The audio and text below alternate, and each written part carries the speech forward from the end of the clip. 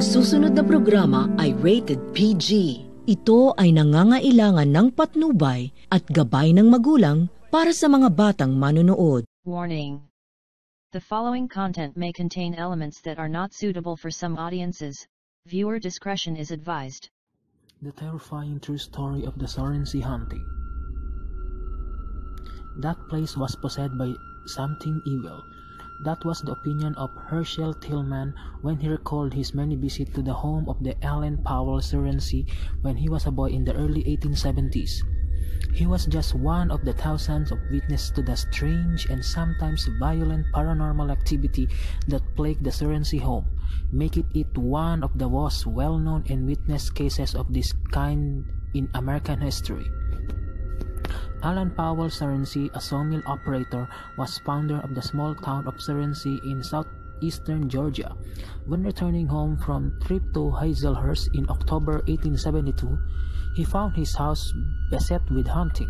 In a letter he wrote to the Savannah Morning News, he said, "A few minutes late after my arrival, I saw the glass tumblers begin to slide off the slab and the crockery to fall upon the floor and break. The books began to tumble from their shelves to the floor, while brickbats, billets of wood, smoothing irons, biscuits, potatoes, tin pans, water buckets, pitchers, etc.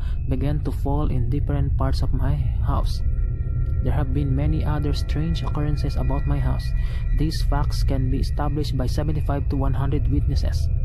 On the face of it, it sounds as if Surrency's house might have suffered an earthquake. In fact, that theory has been offered to explain the phenomena at the house, but that explanation does not hold up to scrutiny. The strange activity lasted weeks, even years off and on. The Surrency house was the only one affected, and an earthquake could not explain all the bizarre phenomena described below. And although the Surrency phenomena are usually referred to a haunting and were attributed by witness to ghosts, the case actually has the earmarks of poltergeist activity, which is a psychic phenomenon rather than one of this caused by a residual or intelligent haunting. In fact, there seem to have been no reports of an apparition at Surrency. Most poltergeist cases center around an agent, usually a female of an age of puberty. At the time, the Surrency family had 8 children ranging in age from 3 to 21. News of this haunting spread like wildfire, and soon Surrency was the center of media frenzy. Reporters and curiosity, and even England and Canada descended on the little town of hopes of seeing the activity firsthand. Few were disappointed. Paranormal activity, like the famous Bell Witch case, the poltergeist activity at the Surrency house was extreme and diverse. Here are just some of the reported phenomena. Unexplained screams were heard. Voices came from an empty bedroom. Plates, platters, and books flew from their shelves. Ink bottles lift off the table. Doors opened and closed by unseen hands. The hands of clocks spun fast and even moved backwards. A chime clock struck 13. Hot bricks fell from nowhere and landed on the roof and in the yard. A pair of boots trod across the floor on their own. At mealtimes, objects on the dinner table would dance around. Logs rolled out of the fireplace. Several hogs and chickens appeared in the living room seemingly from nowhere, frightening one reporter out of his wits. Bed covers rolled up and down a night. In an effort to rid the house and the family of the terrifying activity, Surrency sought the help of the clergy, scientists as well as spirit mediums and psychics, and all to no avail. Even after the house burned down in 1925, the action followed the family to their new home on the other side of the country. It wasn't until Alan Surrency's death in 1877, it is said, that the haunting finally stopped. Some, however, say it continues to this day around the town of Surrency. In fact, there is a famous ghost light there, a bright yellow ball of light that appears along the railroad tracks.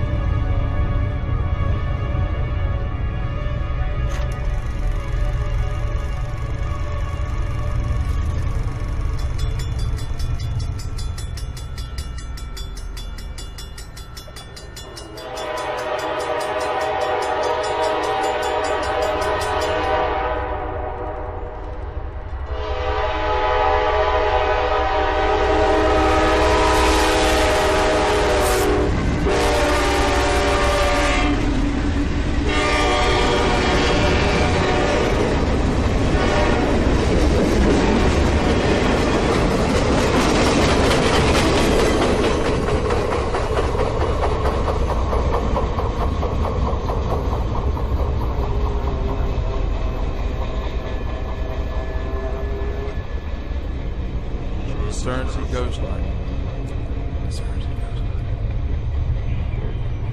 It is said to be a very bright orange-colored light, about the size of a grapefruit, parallel to Highway 341 in Surrency, Georgia.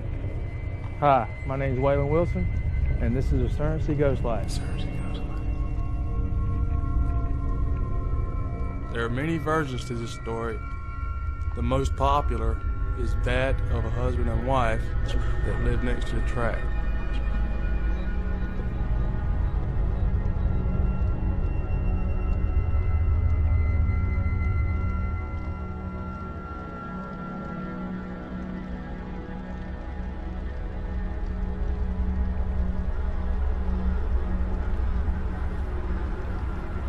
One night, around midnight, the wife ran out into the tracks.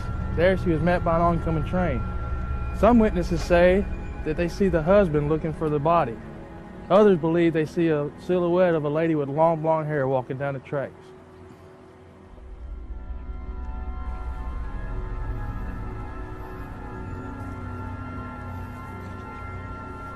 I'd often heard stories of the so-called ghost light, but I never believed it till the night I was off fuel with my buddies. First I saw the light, I thought it was just a prank. The closer I got to the figure, I saw that it seemed to be a woman. I guess what scared me the most is I could see right through her. I guess what really scared me the most about the Surrency Ghost Light is I was new in town, and nobody warned me about it.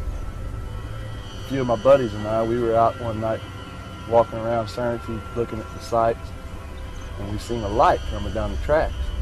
We wasn't real sure what it was, so we kind of walked toward the light, and it looked like a silhouette of a woman with long blonde hair. She was transparent, like you could see through her almost. It was really spooky. Scientists believe that the light is nothing more than swamp gas, but locals have their own theory. In fact, they've given the light a name, the Blue Lady.